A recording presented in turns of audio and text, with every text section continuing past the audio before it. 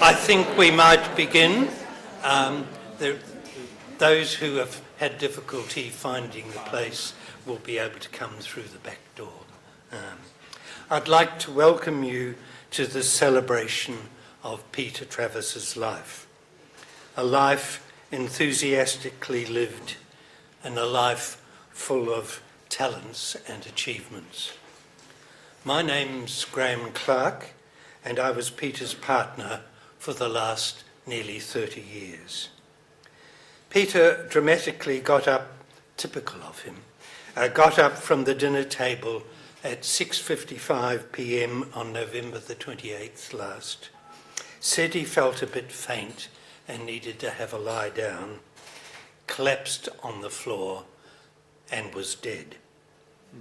We were in such shock at this totally unexpected turn of events that we could not face a large funeral, so we had a quiet, exclusively family funeral where we could make our goodbyes to Peter and tell each other our personal favourite stories of Peter. But now, on this day, when Peter would have been celebrating his 90th birthday, we are not only acknowledging his passing and saying our goodbyes publicly, but we are also celebrating his life. And the first person to speak about Peter is Michael Richards of the firm kite-maker, who knew Peter as a kite enthusiast, a kite-maker and a kite flyer, and he kindly put the installations in of Peter's kites outside. Mike.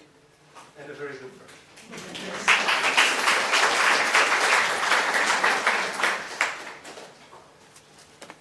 Wow.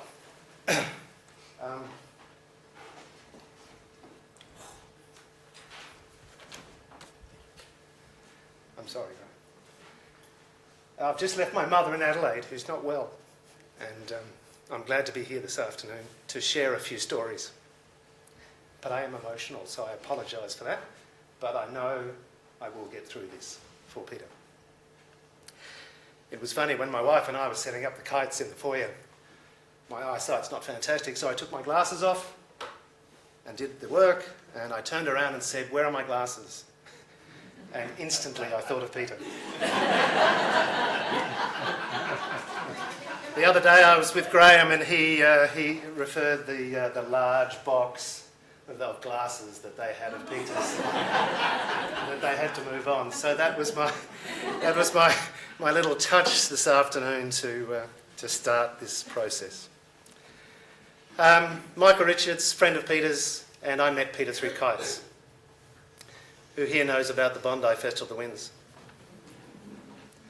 38 years the festival has been going. Anybody know why the Festival of the Winds was started? Here's a story. Peter loved telling stories. I've sat through so many stories. 38 years ago, there were a bunch of university students living in Chippendale trying to get across the theory, the idea of renewable energy and wind power. Those laughs, I understand, yes. And they thought, what a great idea to perhaps have a festival of some sorts to try and promote renewable energy. And they knew some people down at Bondi Beach, and they said, well, let's have a kite festival.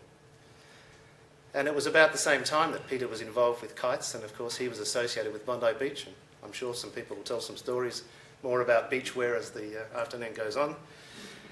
And of course Peter was very much involved in that early stages of the Festival of Winds at Bondi and flying huge kites, which the renewable energy guys thought was fantastic because they had no idea of that. But Peter, of course, had these exquisite masterpieces, and we saw some of them on. There we go.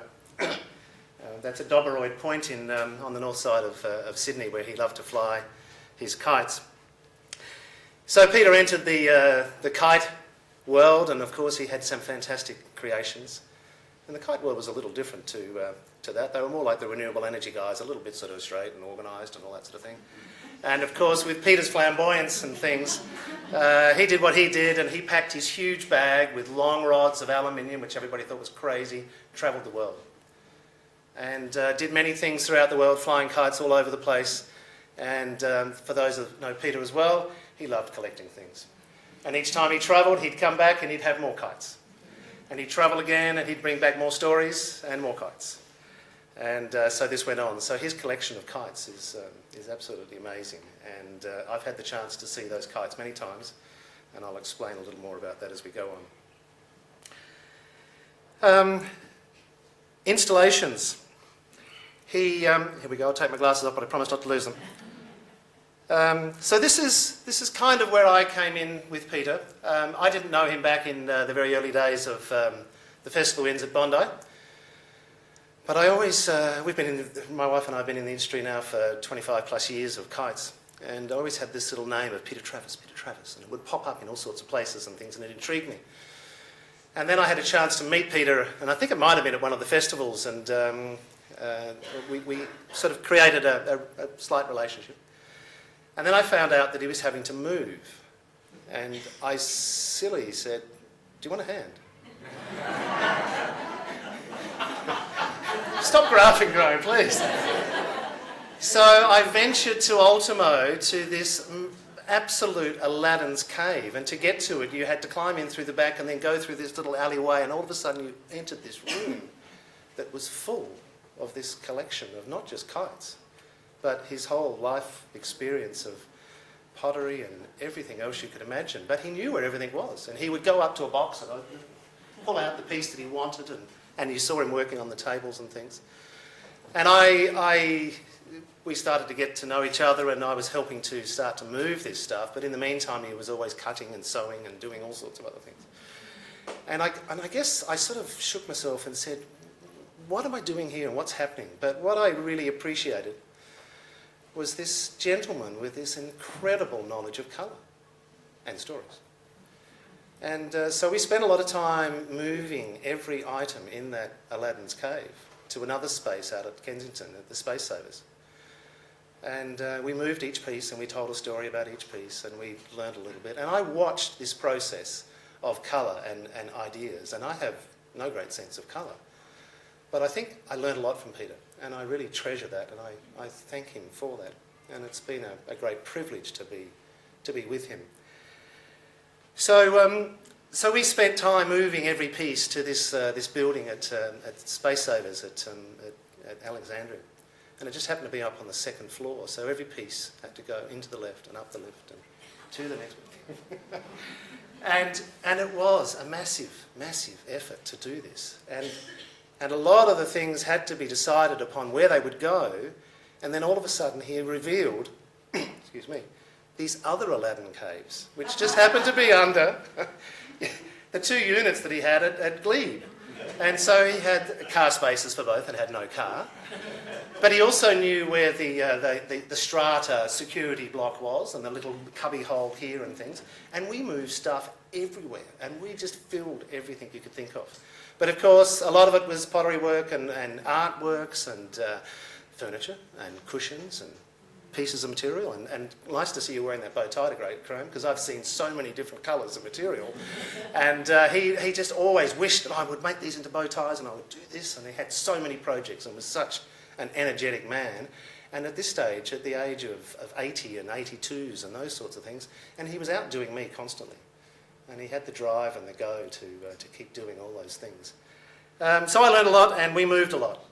And that was interesting. And we started to do a few exhibitions, and I was involved with the Festival Winds, and often would borrow some of Peter's kites to display at the gallery at Bondi Beach for the festival.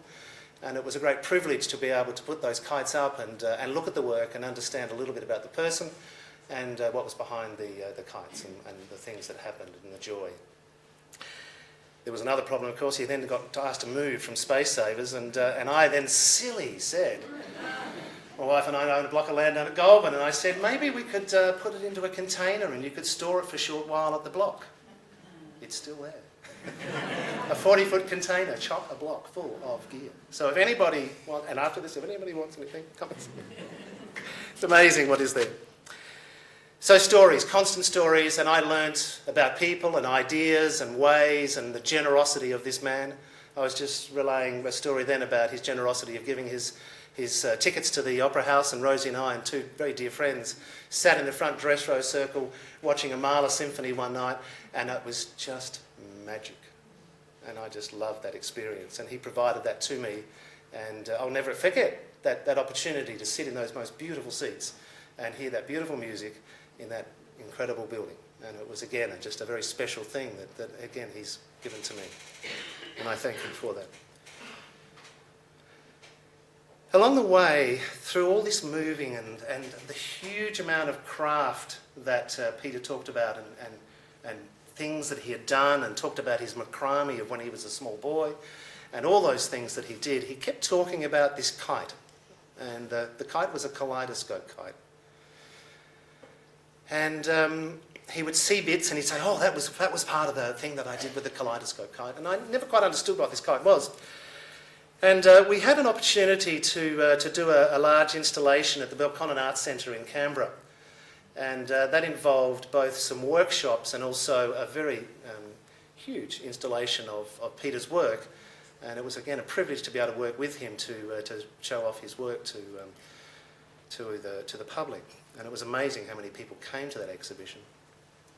But he said, what about we do one of these kaleidoscope workshops? Yes, I might finally get to see what this kite is. And he said, well, it's going to take 2 days. And the people at Belconnen said, oh, how can we do this? And so we talked and we worked that out, and eventually this project was going to happen. And the kaleidoscope kite is a family kite. And Peter had been doing this kite for many years, and many years when he was much younger. And it starts off basically with a piece of brown paper that you form into a big hexagon by folding it just the right way to make it just the right size and the right shape. And then who's done the one where you fold a piece of paper and you cut out the man and you go boing and you end up with a hole in the man? Well, you would fold this piece of brown paper into almost like a bow tie, and then you would cut out all these things, and with knives you would do all this cutting, and then you would open it. And so you'd have a brown piece of paper with all these holes and bits in it. And so from there you would then put a whole lot of cellophane and tissue paper and things, and you would very carefully... Has anybody here done one of these workshops with Peter? I saw a couple of nods and I just had a hunch. Okay. So you would then carefully put all these colours on this kite, and then you would then put the frame together in just the right way and tie it up with the right thing and use the right knots and make the frame around the outside, and you would make this magnificent hexagon. And then, oh no, you haven't finished yet. So then we would have to make the tail, and then so the tail would be made from brown paper in the same way, and then you would put all the colours together. And it was always about family for Peter. It was about engaging the whole family with mum and dad and kids, all having a go of sticking and putting and making this whole kite together as a family. And he was so keen on his family and told so many stories about his family. I don't know where all the family are in the audience, but I know that he did... Malcolm? Yes. Sorry. And he really was. He told so many stories about his family and what was the things and the experiences and the enjoyment and joy he gained from his family. Anyway, these kaleidoscope kites, you would eventually get to a point where you would finally put the string on just the correct way, and then of course as a family you would go outside and fly this kite, which was a work of art.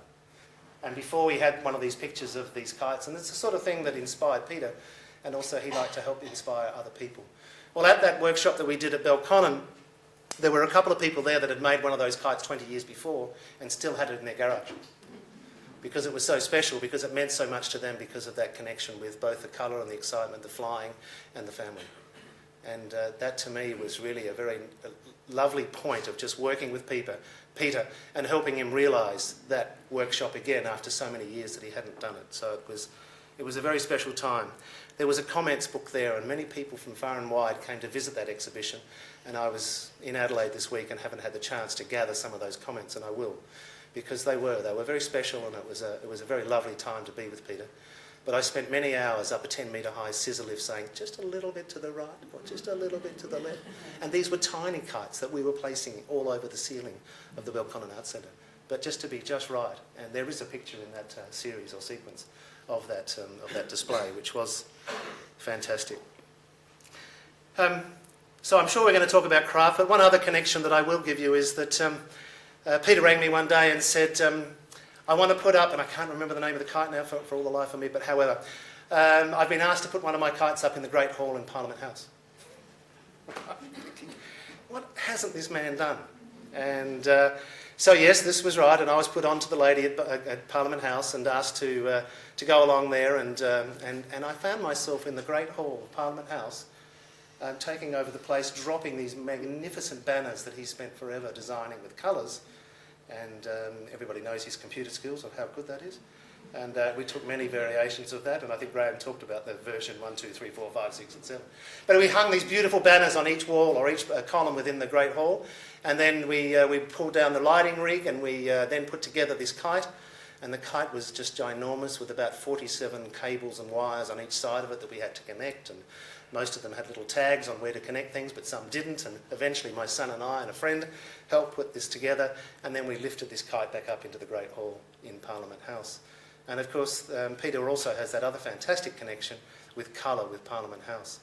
So it was lovely just to spend that time and see the colour again in a different sense, rather than just reds and greens, but pure colour going into the Great Hall. And it was a lovely, lovely display that was put up there.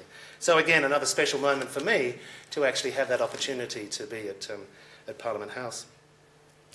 So there's two things I would like to leave with thoughts. And the first one is, I never fly a kite now without a tail. And Peter was fantastic with the kites and some of these pictures that you would have seen if you were sitting here watching the video. The movement and the thrill of a tail on a kite is something that excites everybody. And I believe that the sky comes alive, like Peter did, that with a tail on the bottom of a kite, and quite often he would refer to his dancing kites. And Peter did love that ability to be able to make the sky come alive, and I believe one of the ways that we can do that is with a tail on a kite. So if you ever get a chance, a kite doesn't have to have a tail, but every kite can fly with a tail. So if you ever get a chance to fly a kite, or you're going to fly a kite next time round, just pop a little string or something on that kite, and that's a lovely way to remember Peter, I think, of that brightness and that happiness that he does bring to kites. Another thing, a very dear friend of mine from New Zealand gave me this saying some time ago, and I hold it to myself. It's very simple.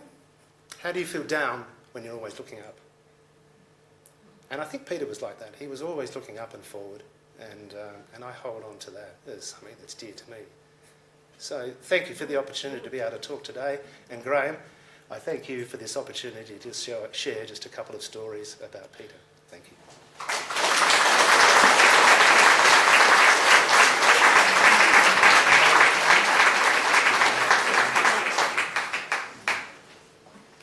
Thank you, Mike. Teaching these days, in my view, is much undervalued. Peter spent most of his adult life teaching, bringing out and fostering talent, which, whilst never afraid to offer honest criticism, and leaving a legacy that will be long-lasting. Amanda Harris is one such student who now teaches art at Pimble's Ladies College. Amanda, thank you.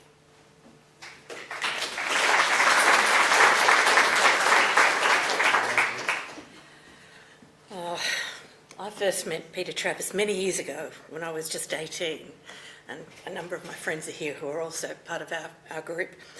I was just an enthusiastic young art student with a love of ceramics who had enrolled in the then-named City Art Institute. It's had a couple of names since then. He was a motivated and passionate teacher, an inspiring visionary who was generous with his time and empowered his students, enabling them to broaden their perspectives. Peter would come around to our class and give encouragement and positive advice, suggesting areas of further research, artists whose work would be valuable to look at, and different techniques that would extend our practice. He counselled us to remember that there was nothing new, everything had been done before, but one needed to find a concept that was meaningful to us and explore it thoroughly, to cut it, to stretch it, to flatten it, or to pare it down. I remember one student who'd left their freshly rolled clay slabs on the pavement outside the ceramics studio in Cleveland Street and was terribly dismayed to find footsteps impressed on them from a careless passerby, and the looming deadline for an assessment task meant that there was insufficient time to redo the slabs. But Peter said, no matter, it's fine. He encouraged the student to see the design possibilities in what was there, how the slabs could be cut and realigned to create intersecting patterns that slips and engobes and oxides could enhance these particular areas and, make something quite special. And all of these helped to create a design that I think was actually much better than the student originally planned for. And it just shows us that chance and mistakes, offer new insights into our practice, and that we need to take risks and we need to be prepared to fail.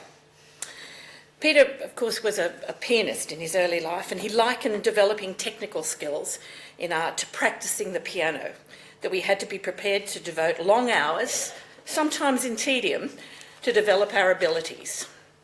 Colour was very important to Peter, and he was a master of it, as we've seen with these, particularly in his fabric designs and kites. And whilst, when I was still a student, I was minding Maria Gazard's house and studio in Paddington, and Peter used to come over and enlist a number of us to help dye his fabrics for the different projects. And we had to dye metre lengths of cotton fabric in over 100 colours, from white to, really saturated dark hues.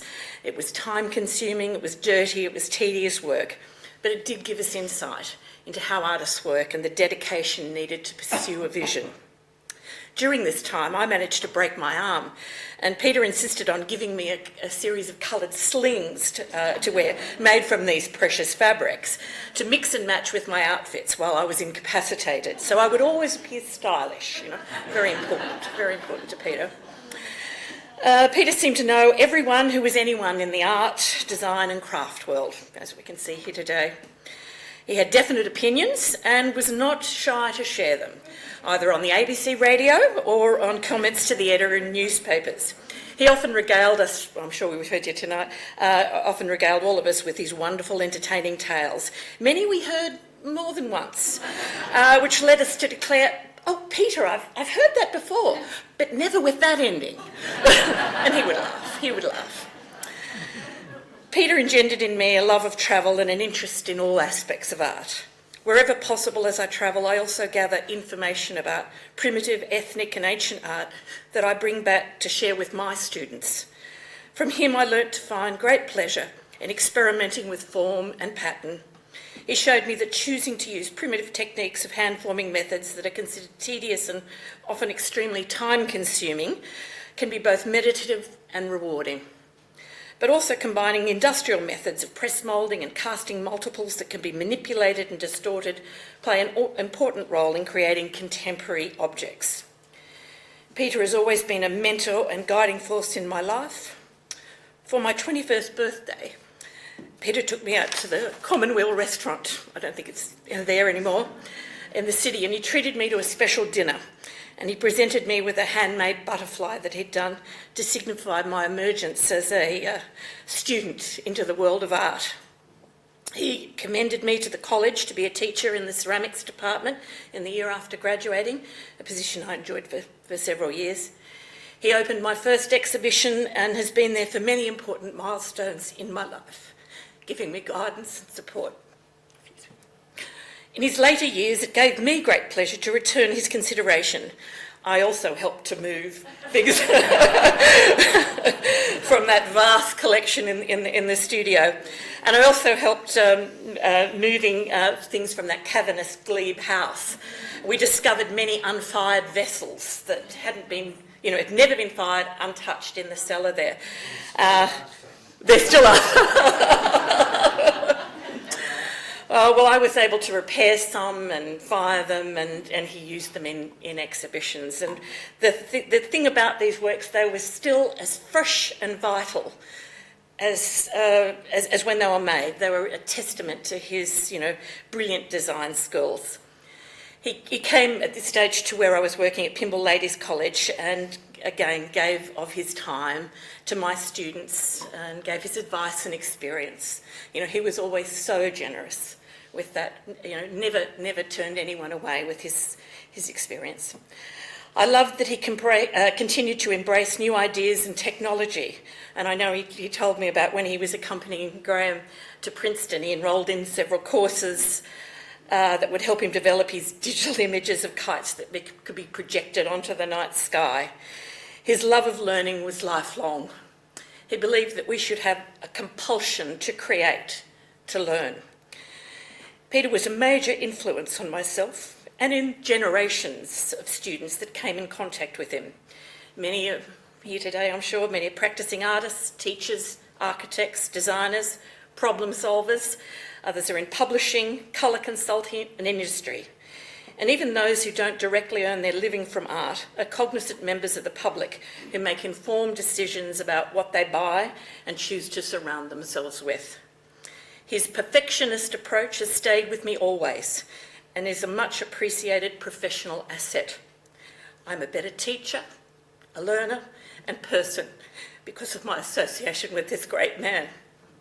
Thank you.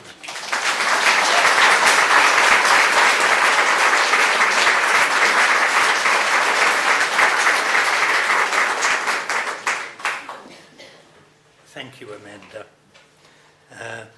Mirren Essen needs no introduction in this venue and to this audience, a celebrated fellow potter and colleague of Peter's. Mirren.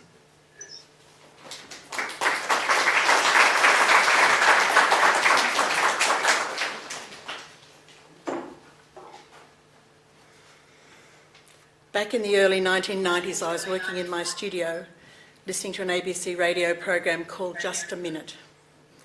Anyone could call in and they could have their say on anything, but only for 1 minute. Then you'd be cut off. I heard, and the next caller is Peter from Leichhardt. I recognised that voice, Peter Travis. My initial thought was, he'll never do it.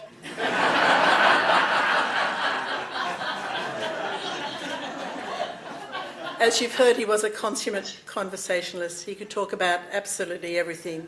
And to ask Peter, how are you, meant that you had to have time to listen. And conversation just flowed. The purpose of his phone call to the ABC program was to thank a kind taxi driver who assisted him when he tripped and fallen over. And I remember there was some injury to his face and some blood, and I think a rescue drive to a hospital. However, by the end of 60 seconds, I had tears of laughter running down my cheeks as he got cut off in mid-sentence. Of course, this wasn't a funny story, but to those of us who knew him, it was. Thank you, Graham, for asking me to talk about your lovely man and his ceramic life. Today would have been his birthday. I wonder, do we really know if this was his age? Graham assures me that it is. However, when Peter was in his mid-60s, there was an unsettling time about whether he should retire from teaching. I knew his age had become a game of intrigue. I taught with him at CoFA, and at that time it was an enjoyable game of cat and mouse. Of course, as we know, Peter Travis was a man of many talents, and clay was one of them. Peter's approach to clay was something new. It didn't come out of years of other traditions or cultures.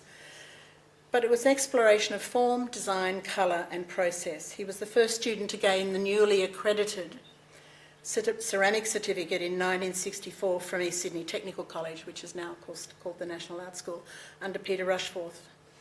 Another student at that time was Rosvita Wolf, who I know is in the audience, and who graduated the following year and talks about how little they actually knew at that time.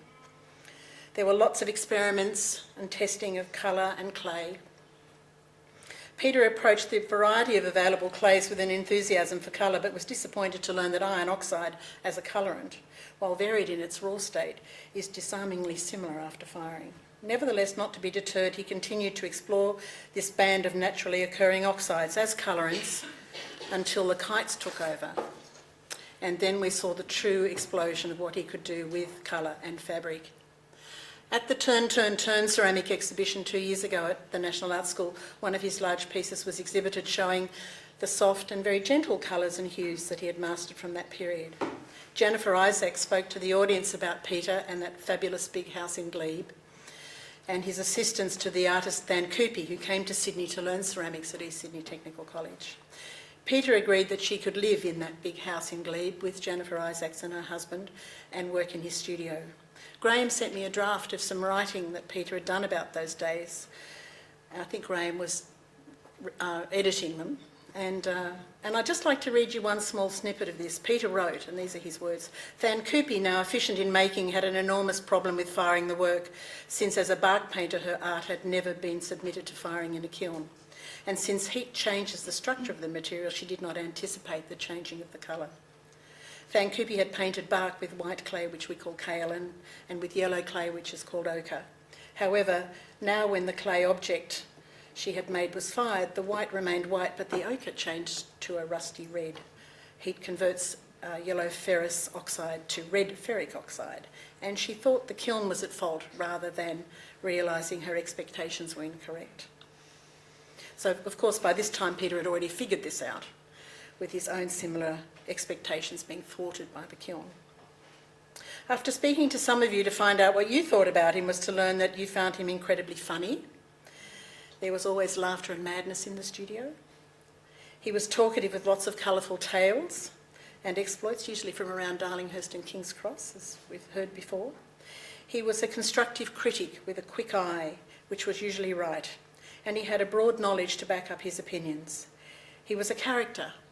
He was impossible. He was a perfectionist, already mentioned, and mentioned to me more than once as well. He was vulnerable. His reputation was incredibly important to him. He was curious and inquisitive. He had the courage of his convictions. He was sure of himself, but he still had self-doubts. He broke the rules.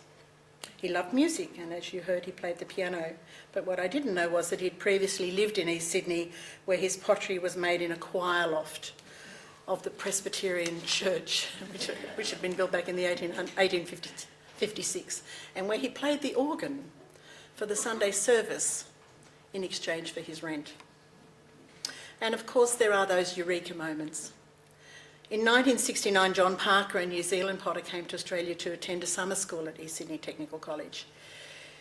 He recently spoke to Grace Cochrane about his experiences, and in an essay that she's written for his book Cause and Effect, John states that it was Peter Travis and his mitre-like sculptural forms that were influential in contributing to an understanding of a potter as both a designer and a maker. For me, it was seeing a pathway that he, and Maria Gaza, to be honest, trod that led me to explore hand-built forms. For ex-students, it was his ability to get them to find their own path and to just get on with it. He was an educator. It was his interaction with younger people that maintained his vitality and interest in what they were exploring. I actually agree with Amanda, I'm a better teacher for having known Peter Travis. The scary thing is sometimes you do hear his words coming out of your mouth when you say something to a student. He took 3 students back at that time on a train to Melbourne to attend the National Ceramics Conference and to learn about the wider ceramics community. One of you told me a story that an ex-student spoke to him years later and said that he had given her the confidence to put red and pink together. He may have been responsible for lots of other strange combinations. He was a strong advocate for good quality work and design and a great taskmaster, and he's left an amazing legacy. A few years ago now, he was in Dank Street looking around the galleries, and I was there to support and attend an exhibition by recently graduated students from the National Art School. The work was okay. She was excited to be exhibiting, but in reality it was not fully resolved work. A little undercooked, but not actually in the firing sense. Peter stood with me at the door and proceeded to critique the show. He was spot on and slightly loud. Of course, I felt a bit uncomfortable and I wanted to shush him just a little bit. But he was right. Perhaps his kind don't come by often enough. As we toast him later this afternoon, I'm sure you'll all have a story or two to tell. Thank you very much.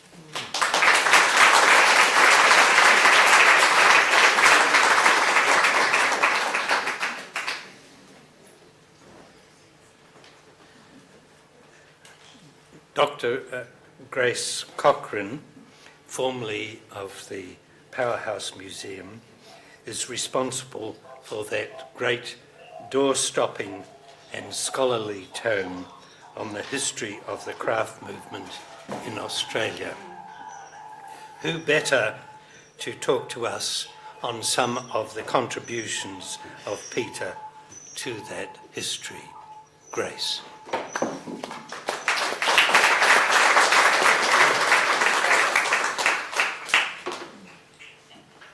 Where are my glasses? Thank you very much, Graham. And I have so enjoyed those previous talks, which I'm hearing again. I think Peter's still with us. Peter Travis, as we all know, was a multi-talented craftsperson, artist, designer and teacher. And I mean, this sounds just so trite after these wonderful stories. He was a central figure in Australian ceramics, really a central figure, from the 1960s through the 1990s. And at the same time, he clearly has maintained this long parallel career of working in different ways with textiles into the 2000s. Michael and Merrin have talked about and two aspects of this career. Amanda's told us about what it was like to be at the other end, and Ian and David are going to elaborate on it later. So I think my role is to offer a survey, as I've just been told, in a very abbreviated sequence across his nearly 90 years. It sounds like a year for every a minute a year, right, if I'm quick. His 90 years, which we're celebrating today. He nearly made it. And I think what I will do is provide a context for what you've just said and what you other two are going to say. And I'm also going to add a few extra observations. So here goes. All these experiences I'm going to talk about add up as clues, perhaps, to what Peter chose to do. Some of this information is in the form of an interview I did with him in 1988 for that book. I can no longer play the tape, of course, and I can hardly read my writing. And I seem to have a memory of interviewing him in the middle of all of that collection that we've just been hearing about. My notes were very hasty. However, one of the things he said was he thought that his interest in colour and form was perhaps triggered by having the modernist artist Ra Fazell, whom many of you would know about, as a teacher at the Balgowlah Primary School in the 1930s, where all the children's desks were painted with bright colours, primary colours. Goes way back, doesn't it? He mentioned also in the interview that as a child he was always drawn to the shapes of lozenges, blocks, mazes, spirals and jigsaws. That adds up too, doesn't it? In fact, Graham tells me that he collected jigsaws, including 3D jigsaws, which I didn't know existed, throughout his life, as well as books on geometry, mathematics and string theory, which I'd never heard of. I thought it was something to do with holding kites up, but it turns out to be, I think, something to do with gravity and particle physics. So these interests remain central to him, in my view, all through his career. He studied music in the 1940s and he was planning to be a composer and a music teacher, and he always remained interested in music. At a reception for the Sydney Symphony Orchestra once, Graham tells me, Graham remembers him commenting to a woman with her back to him and told her that she was wearing a very classy design and that he knew about designs. And when she turned around, he recognised her as the Governor, Dame Murray Bashir, who then turned round and recognised him and said, "Oh, you were the pretty boy who played in our quartet at the con." Snap. At the same time, he had learned macrame, he had a weaving loom while he was at the con. What a contrast. Being interested in woven texture and pattern as well as the rhythm of the process. I can see that all fitting in.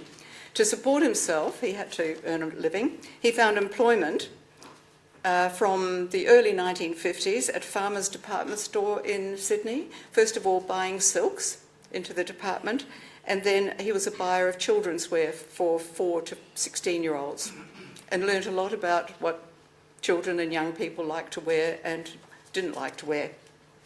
So then he went into partnership in 1955 to establish something called Rumpus, which was a successful teenage clothing company, and it operated for about 2 years in a butcher's shop in Balmain. Rumpus. He recalled that he was always involved in technique, pattern and structure, using for what he called calypso wear at one stage. Remember calypso at that time? Bright primary colours that he identified with names such as Banana Boat Yellow, referring to Harry Belafonte's Banana Boat Song of 1956. Day-o, day-o. Half of you will remember the words. The patchwork nature of some of these designs at Rumpus now seem to anticipate aspects of his later kite construction, patches of bright colour, banana boat yellow. However, at this time, he was encouraged to enrol part-time in the late 50s, 56 to 58, in a design course with that very influential teacher, Phyllis Shillitoe, at the National Art School, as it was called, where he focused on, amongst the number of options, industrial design. And during these years, Shillitoe encouraged him to follow up design opportunities with commercial companies in the city. So, of all things, he worked as a designer of television sets and radios at Philips Electronics in 1958 and 1959. And then he moved from there, as we've read of so much, to the Speedo Knitwear Company in 1960-61, specialising in the design of men's swimwear and leisure wear. He recalled, there's been such a lot written about this lately, I won't go into detail, but he recalled of what is now seen as the precursor of today's skimpy Speedo Budgie Smuggler, that the narrowest trunks for men were 15 inches deep, with a modest half skirt. So he progressively shortened them, taking a bit off the top and a bit off the bottom until there wasn't much left, obviously, and remembered that the first people to wear them at Bondi got into trouble. In 2002, the Manly Art Gallery and Museum, which specialises in beaches and surf and sea, mounted an exhibition of these Speedo swimwear designs as part of the Sydney Gay and Lesbian Mardi Gras Festival, and it included his designs in sample books from the Speedo archives, which are in the Powerhouse Museum collection. Is that Roger there? Roger from the museum. Glenn is here? No. So those designs in those sample books include the Golden Sands series for 1961 and the Seven Seas collection for 1962. Glynis has written extensively about that. In 2010, the Speedo evolution was celebrated at Bondi Pavilion to actually celebrate their 50th anniversary. That's at 2010 at Bondi. Now, he could have stayed there forever. The success of those designs was overwhelming, but in 1962, he returned to the National Art School to study sculpture full-time with Lyndon Dadswell, taking ceramics as an elective course, a very different direction from what he'd been doing. When Peter, as Merrin said, introduced the certificate course in ceramics in 1964, he transferred completely into that ceramics course and was an early graduate, first graduate. A totally amazing shift from teenage fashion. From this time, he worked mainly in ceramics, choosing to make vessel forms or sculptural forms in high-fired earthenware clay. And as others have mentioned, he did this by making many small hand-built or coiled segments or sliced segments of thrown forms, and then combining them often as mosaics in slabs to be cast in a mould. This was a most unusual way of working at that time. Not many people were hand-building. Maria Gazard was one. He set up his first studio, at least I think it was the first one, I don't know whether this one came before the choir stall or after, in a disused stable in Burke Street in Sydney, later to become the Pot Shop, the first permanent exhibition space for the Potters Society. And then he moved to Glebe. Then Phyllis Shillitoe retired to set up her own Shillitoe Design School in 1961 too, and he taught with her for many years, further developing his expertise in particular in colour theory, as well as teaching ceramics from 64 to 69 in the similarly significant Mary White School of Art, two very important independent schools at that time.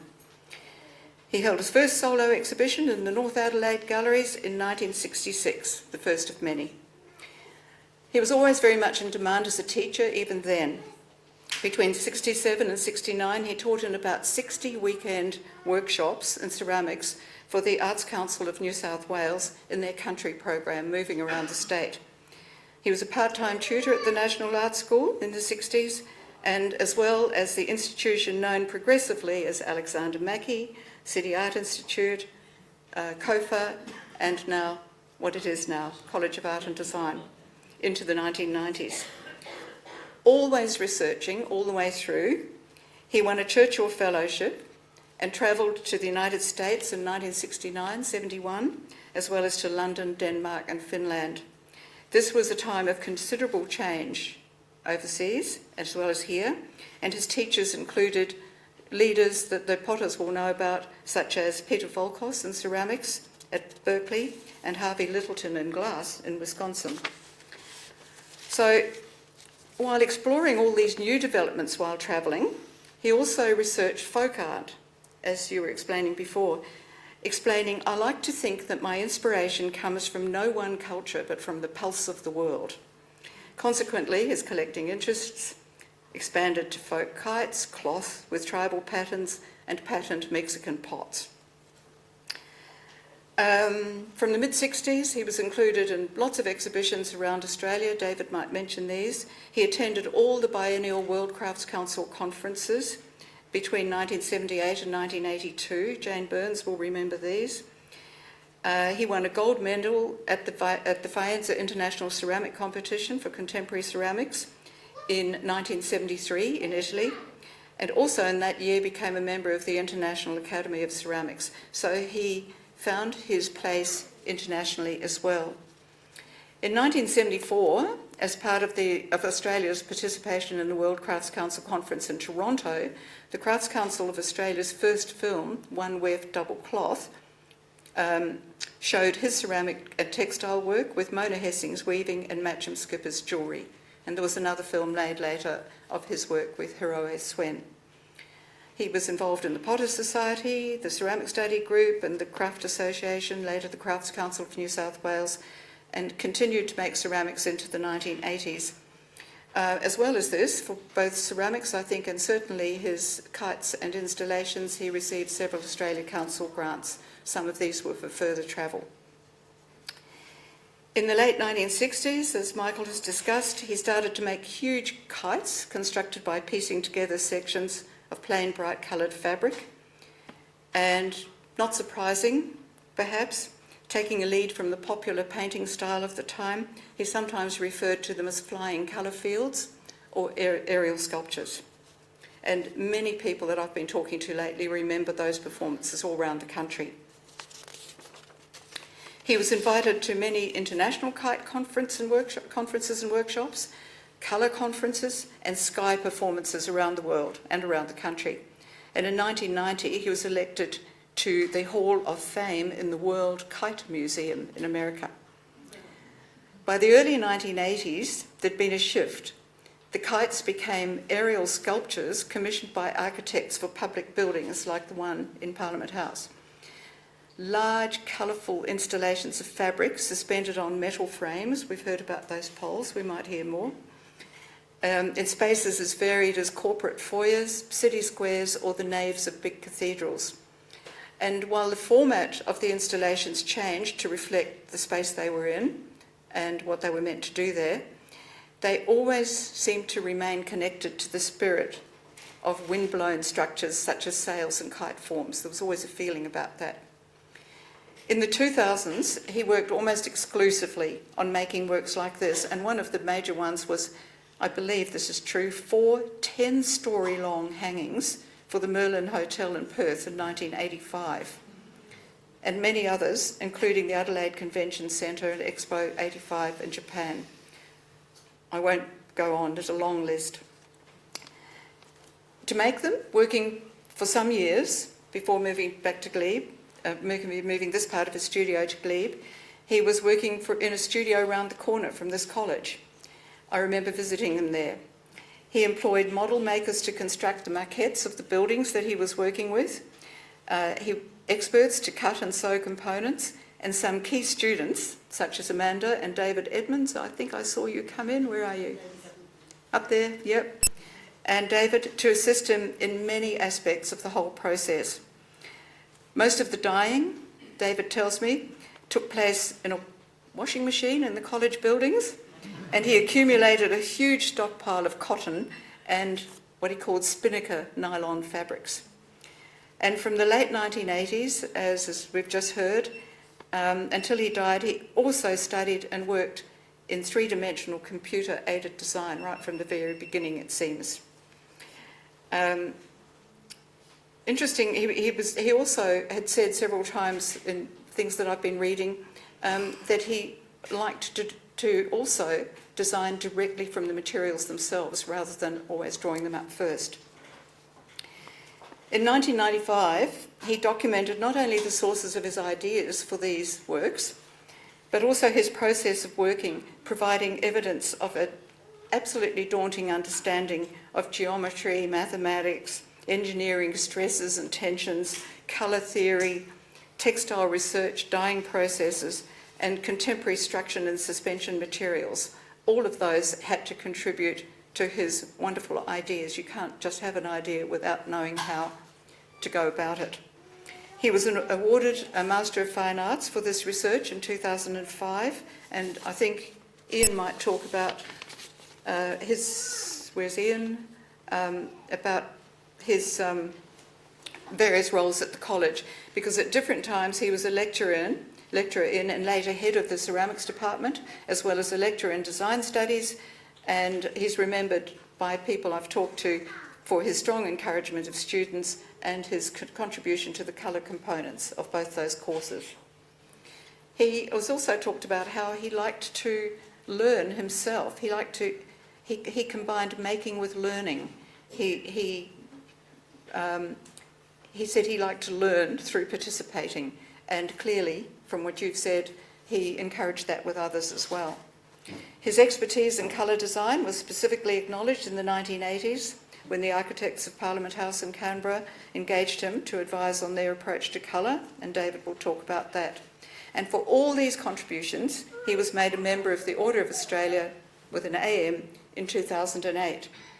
So, my questions: what Peter actually did through his varied textile practice on the one hand, and the very distinctive forms and processes he used in his ceramic works on the other, were clearly very different in their materials and forms and their colour and their purpose. They're so vastly different. How was it that he did them both? And whatever do they have in common? To me, looking back over the development of his career, it's fascinating to recognise, for me anyway now, that whether in the earthy natural colours Merrin was talking about and the surfaces of his ceramic works, or in the completely different bright colours of his fabric pieces, a central concern was always the way he assembled these things from many separate components into the construction of a final form. It seemed to be a core thing for both very different activities. And I think that connections can be made with all those early and continuing experiences of musical composition, weaving, jigsaws, geometry, and so on, in all his later work.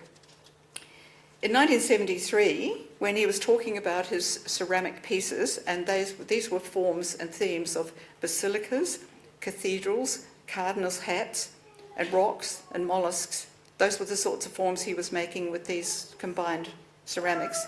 He said, "I'm not deliberately making forms and patterns that have any symbolism. I'm using very simple elemental things, triangles, circles, squares, and all cultures have placed some significance on these, but they're really only geometric. And a bowl," he said once, "was really just a segment of a sphere."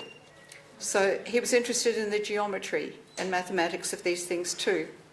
His former colleague from this college, Graham Forsyth, wrote in 2008 that in moving seemingly effortlessly between all these worlds, Peter's, quote, "broad knowledge and concerns, his profound skills in making, and his love for structure, order and pattern all bring him closer to the Renaissance ideal of the well-rounded, fully engaged, universal man."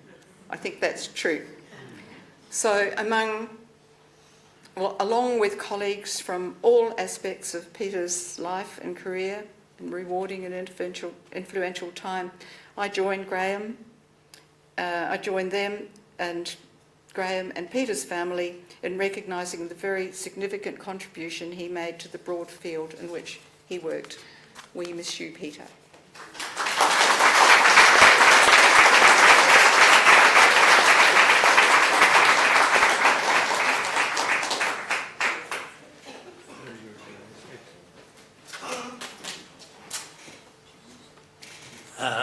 Professor Ian Howard, formerly Dean here of Art and Design, tried to supervise Peter in his long-lasting research endeavours, his marathon master of...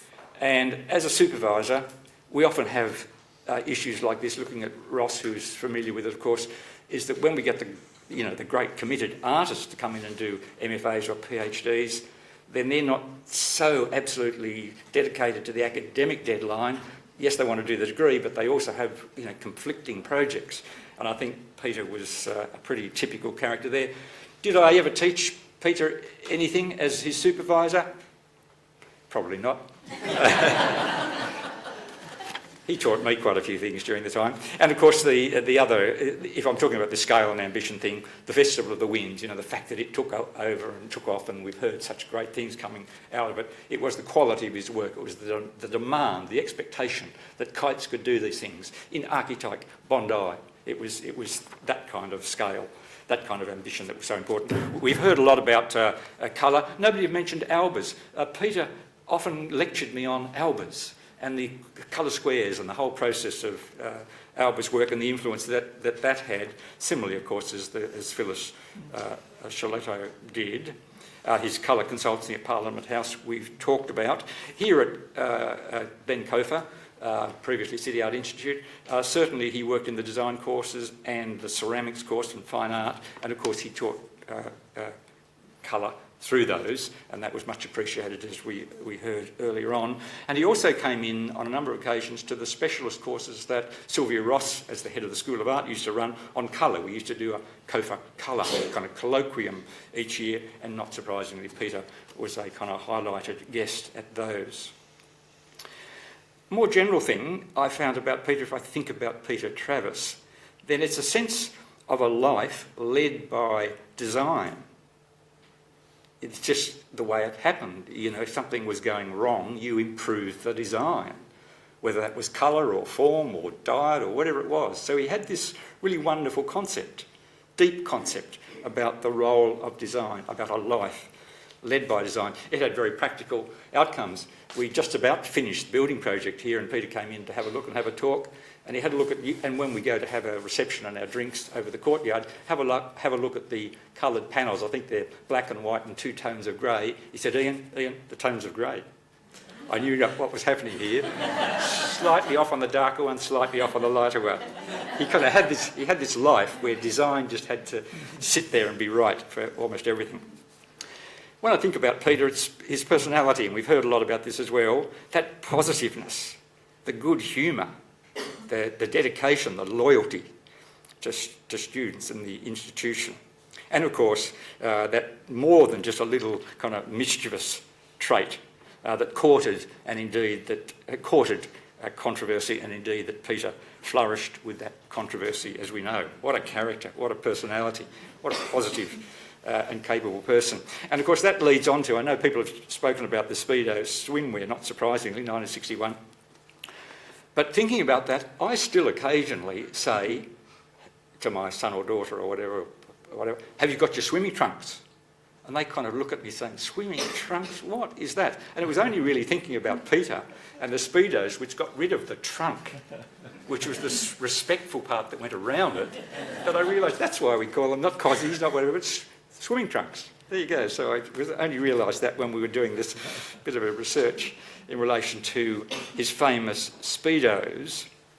But the design, I think this is a very important point, and I know he's talked about it and he's been interviewed on it, but the design really did, of course, the Speedos, lead to freedom of movement. They were used very successfully in the Olympics. It was a kind of breakthrough there in Olympic swimming. And also, surely and clearly, it led to a freedom of expression. in relation to male sexuality. No question about it. And this is, I think, a major contribution. That his relationship between personality, drive, design, body was an outcome. So in relation to, if I put these components together, this idea of personality, ideas, drive and belief in design, I think we can declare this afternoon on his 90th birthday that Peter was a cultural revolutionary. Seriously, he was, in terms of the changes that he made. So finally, when I think about Peter Travis, these memories are clear, strong and invigorating. I know it's the same for all of us who worked with him here on the Paddington campus.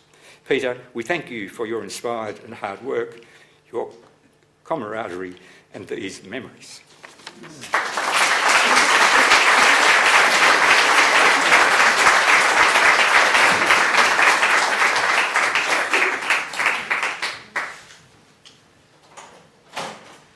Finally, David Williams. Professor David Williams was formerly Dean of the School of Art at the Australian National University and a long-time colleague and friend of Peter's on many a craft board and council with Peter. David.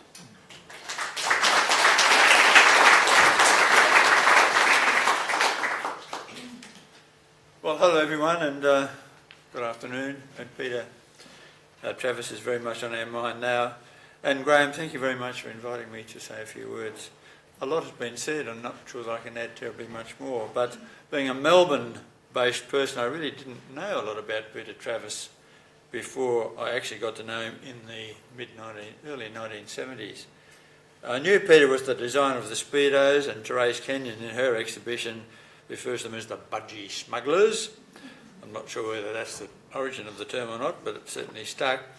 Therese said that Peter's gallery show at Manly was a major contribution to the Sydney Gay and Lesbian Mardi Gras. We've always heard about that. And she said that it was a wonderfully full of fun, that exhibition. She said it was especially as Peter had rounded up some young men from around Oxford Street to come to the Manly Gallery and model Peter's Speedos at the opening. And Therese said she thought it was to a great delight to the mostly female gallery society members and volunteers in the huge audience who were all agog at the sight of these skimpily clad men swanning in and out of the gallery. I'm very sorry I missed that opening. Well, for years Peter's been regarded as one of Australia's most innovative designers, a colourist, textile design, sculptor and ceramic artist. And I remember him being famous not only for his Speedos and ceramics, but for the work he did in kite making and flying, about which you've heard such a lot this afternoon. And it was all that in mind that in the early 70s, actually when I first got to know Peter, I invited him to conduct a kite making, kite flying workshop with art teachers I remember being involved organising in Melbourne. Now on the day, I remember getting this urgent telephone call from Peter ringing from the Sydney airport. Peter was there checking in with his long rods for his kite workshop, being told he would be unable to carry them on board the plane. And he had said then I might be a little bit late. The kite rods would need to be carried in the hold. Now, Peter on previous flights had seen his rods damaged in the hold, and for him it was his way or no way. And so the flight was delayed while Peter negotiated with Qantas check-in staff, who eventually permitted him to carry his rods on board. Peter did arrive late in Melbourne, and I remember being so glad he was there, because the workshop was a great success and a wonderful inspiration to the art teachers attending the workshop. Now, Jane Burns, Executive Director of the Crafts Council of Australia at the time, she relates a similar story about travelling to Canada with Peter to the World Crafts Council gathering in Toronto. And there at the check-in, same story. but Peter used his charm offensive to persuade the officials he should be permitted to carry the rods on the plane. And Jane commented later, Peter's personality was such that he was never a shrinking violet. Now, about that time, I remember Peter's exhibition of ceramics at the Realities Gallery in Melbourne. And Marion Bailey, who was the gallery proprietor, was probably looking at one of the most prestigious galleries in Melbourne with its totally white exhibition space and beautifully presented exhibitions. Gallery visitors were required to put covers on their shoes before they could enter this totally white floor-to-ceiling space. However, the thing I especially remember was Peter's exhibition in the show, and that Peter had actually sold a piece of his ceramics for over $1,000. This was a first. The $1,000 barrier for ceramics sale in Australia had been broken. This was 1973. During the late 60s and 70s, I remember Peter's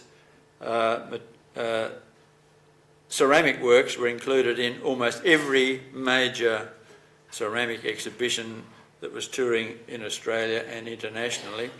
We've heard a little about that already. His work was exhibited in the Australian pavilions at Expo 70 in Osaka, Expo 74 in Spokane, USA, at the World Crafts Council in Toronto. Exhibitions of his work were also shown in Poland, in London at the V&A Museum, and at the International Contemporary Ceramics Exhibition at Faenza, 1973, when Peter was awarded the prestigious Faenza Gold Medal. We've already heard about that. I especially remember Peter's work in an exhibition that was selected by a Crafts Board member and a dear friend, Marge Ritchie. The show was titled Recent Ceramics, an exhibition from Australia, and that toured very extensively through Europe. But with Peter's images of the images of Peter's textured, hand-built work using slabs and coils featured on posters and the publicity material associated with the exhibition.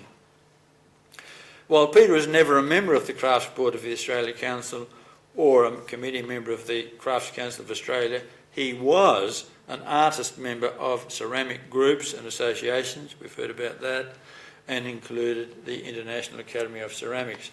But Peter was always an advocate and an enthusiastic supporter of these organisations, frequently hosting overseas visitors at his home and after parties at his home in Glebe. Peter was a wonderful host and always the life of the party, a real bon vivant. I remember attending one supper party at his place when the oven was required to heat up our pizzas. And on that occasion, we needed to pass the hat around for coins to recharge his gas meter.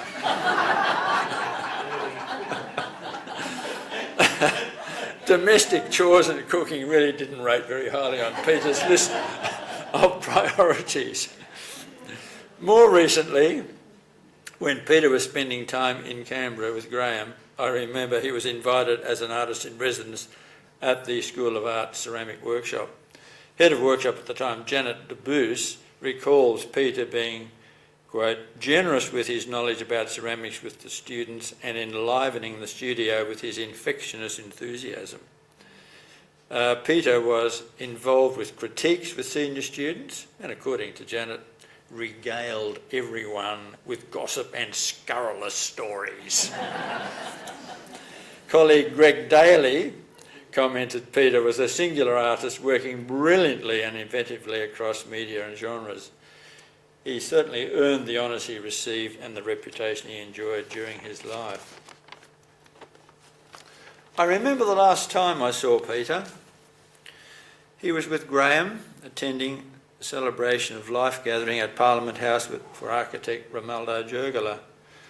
And years ago, as Grace has mentioned, Aldo had engaged Peter to advise on the use of colour in both chambers of the new house.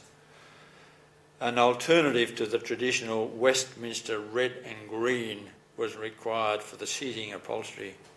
And so Peter developed the beautiful graduated colour schemes inspired by the bush, the earth, the landscape environment that we know to be typically Australian.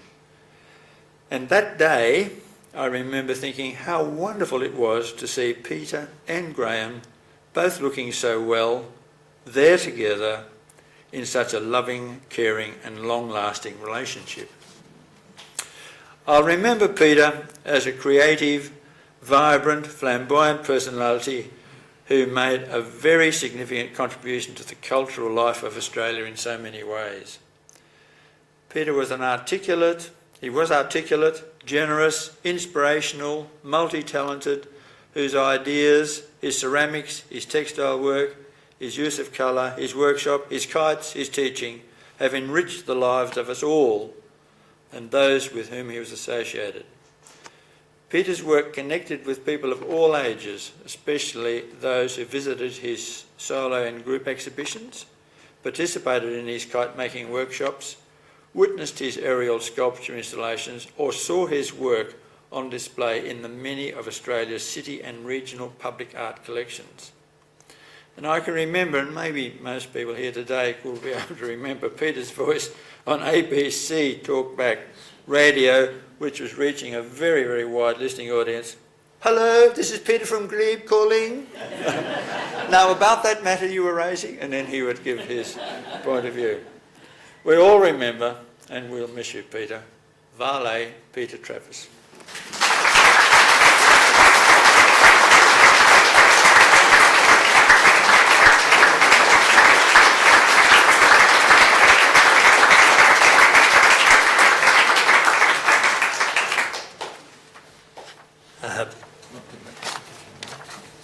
We will now show a video interview of Peter entitled Colouring the House. I should like to thank publicly the Clerk of the Senate for releasing this for public showing, facilitated by Marilyn Higgins, who conducted the interview.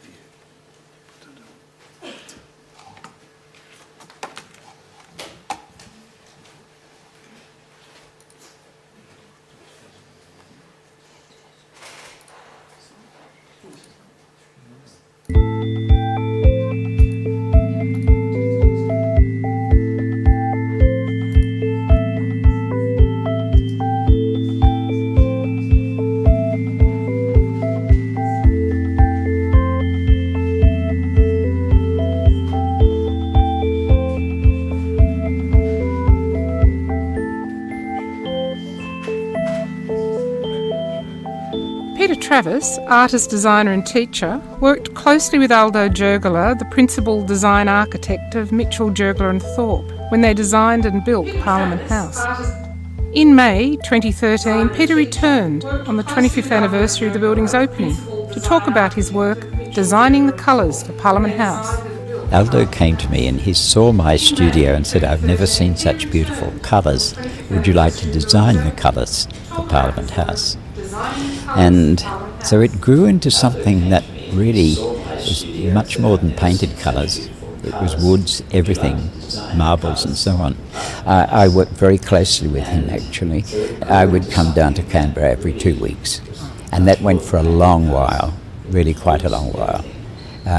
Starting in just the architectural drawings, and the building wasn't even built. And then I'd come down and we'd discuss even what colours might be in the garden, for instance.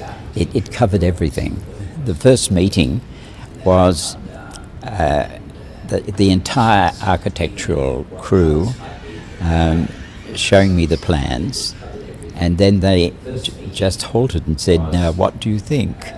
So, so I looked at them and noticed that the big black and white floor in the foyer, and also the green was so pale originally that it really did not appear green. So I said, well, I think that you should have something to prepare your eyes to register for green.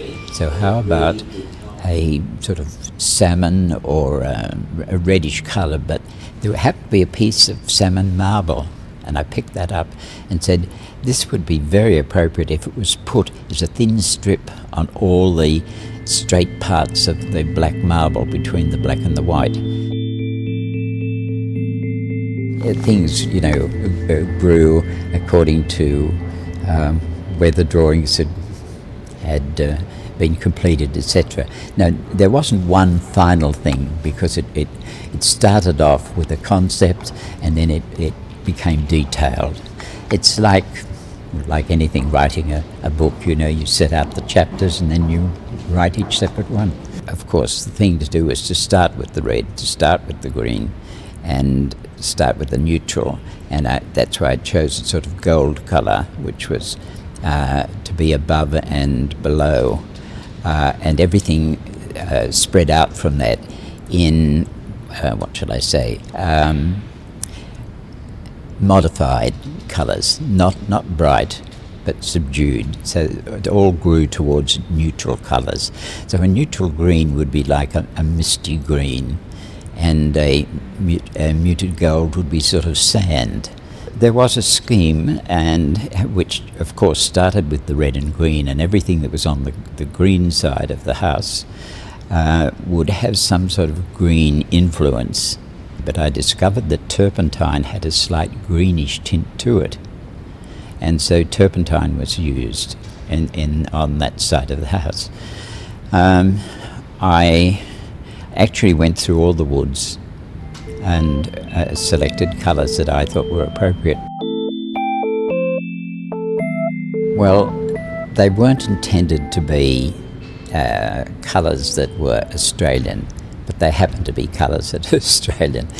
And when I started, I wanted to make colours that were livable, that people could sit in and not be psychologically disturbed. And that's particularly so with the red, because when I looked at the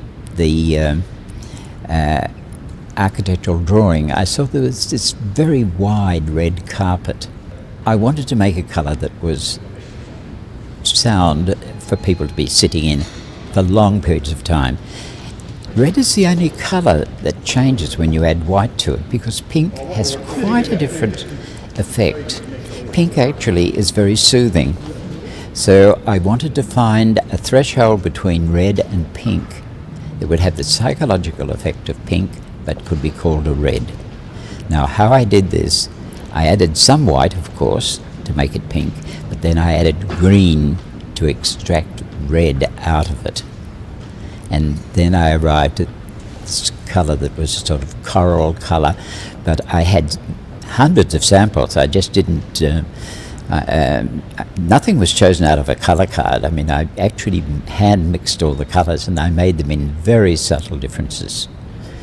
But when anyone came into my studio, I'd say, "What colour is this?" And if they said it's red, no matter how far I could push that, I knew that it would still be called a red. So that's the reason for making the red as it is. Now, I had to do something the same to the green, or otherwise they would not have related to each other as different as they are. And so the green has a lot of red in it to extract greenness. When it came to making the colours for the two houses, I just didn't make half a dozen colours. I made a range that went up to 400, and there were such subtle differences that you could not tell whether the one before or the one after should have been the other way round. So I had to number them all, but I could tell if I took one that was, say, 3 or 4 away, and I put 2 against that, well, then I'd see one was lighter and one was darker. But there were very subtle differences, and that was the way in which I was able to get a gradation of colours for the stalls, and that really worked. But then, of course, the lighting's changed that, and if you aim for perfection, you're never going to achieve it, but you'll get somewhere near it. I tore this page out of an in-flight magazine that showed Uluru in the late afternoon. I wrote on it, "I've given you Uluru in the late afternoon." So there was absolute joy from the politicians. and then I received a call back saying, "But you've given us the green of the gum leaves as well." And I hadn't thought about that, but I had actually. Well, I was aware of colour right from an early age. Well, I've always been a maker, and I started at 3.5 when the neighbour next door taught me macrame, and that was the beginning, and I've never stopped making things. But I always had a very strong feeling for colour, and this was picked up by my mentor, Phyllis Shalito, who was the founder of the design school at East Sydney. And ultimately we had a school together, and I taught colour for over 20 years. And the colour course was 12 hours a week for 3 years. But the students actually had to make all their colours and in a very defined way. And that increases your visual perception immensely. And I really discovered that does increase your ability to see differences in a way that you would never see otherwise. I made my name in clothing. Well, I trained as a musician and I wanted to be a composer, but I had a talent for design, and so excuse me laughing and hesitating, but I'm the man who designed Speedo. So I think, and you find lots of people are multi-talented, but they work, and you can't do everything, so you work in one area.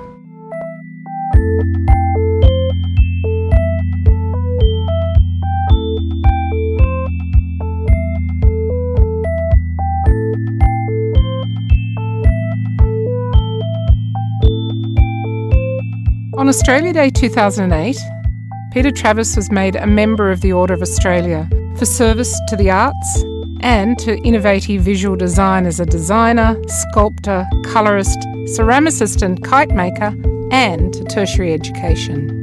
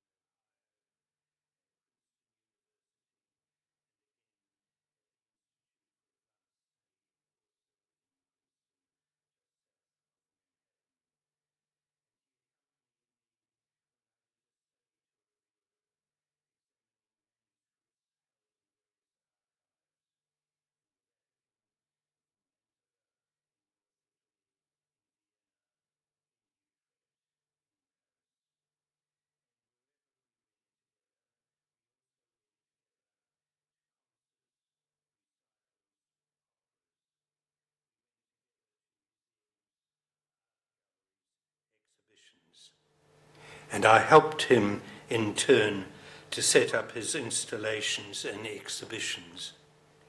invariably running late, I may say. Whether it was the opening of the shopping centre in Maroochydore or the... Oh, I must have touched something.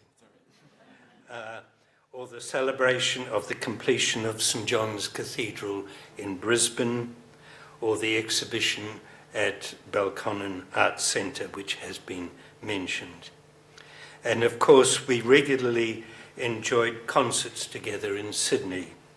The yearly SSO series, the Sunday afternoon Utzon recitals, the Monday piano series, the Australian opera series. We were due to fly to Melbourne the morning after Peter suddenly dropped dead to attend the ring cycle. Ironically, we had said to each other that we ought to see the full cycle whilst we were both still on the planet. And now we won't do that together. And we travelled extensively together. We had extensive holidays together on islands like Malta, Cyprus, Sicily. We explored together the waterways of the world, the Irrawaddy, the Mekong, the Nile, the Danube, the Rhone, the Turkish coast, the Philippine Islands, the Indonesian archipelago, the Russian waterways, even the Kimberley coast. And we travelled together throughout most countries of the Middle East, Palestine, Israel, Syria, Turkey, Jordan, Egypt, Morocco, and most countries of both Eastern and Western Europe. We went to places together that we would never have travelled to alone. We simply put, were happy in each other's company, and we understood, respected, and valued each other's work. It was an irreplaceable partnership. I'm reminded of an epitaph by Callimachus, a Hellenistic poet in Alexandria in Egypt, on hearing belatedly of the death of a long-time friend, Heraclitus, in Caria in southern Turkey. This is in the rather Victorian translation of William Corey. They told me, Heraclitus, they told me you were dead. They brought me bitter news to hear and bitter tears to shed. I wept as I remembered how often you and I had tired the sun with talking and sent him down the sky. And now that thou art lying, my dear old Carian guest, a handful of grey ashes, long, long ago at rest, still are thy pleasant voices, thy nightingales, awake. For death he taketh all away, but them he cannot take. Dark death may have taken now Peter away, but in that darkness his nightingales, his many stories, sometimes outrageous, oftentimes embroidered with the retelling over the years. I know very well about that. And his works, his designs, his kites, his installations, his ceramics, his colours, in short, his multiple artistic contributions and achievements. These nightingales will sing on. Peter will be severely missed by his brother Mel and his wife Judy and their children, partners and grandchildren, as likewise by the members of my family. But I cannot begin to say how much personally he is going to be missed by me. I'd like to thank you very much. I'd like to express my thanks to the present Dean, Ross Harley, and to Brendan Wall for making available this venue and for all their help, to the student volunteers and to Peter's nephews, Chris and Jamie, for their assistance with all the arrangements for this occasions. And now you're all invited at long last to raise a glass to mark Peter's 90th anniversary. A drink I'm sure you're much in need of, over in the art gallery across the quadrangle. Thank you very much.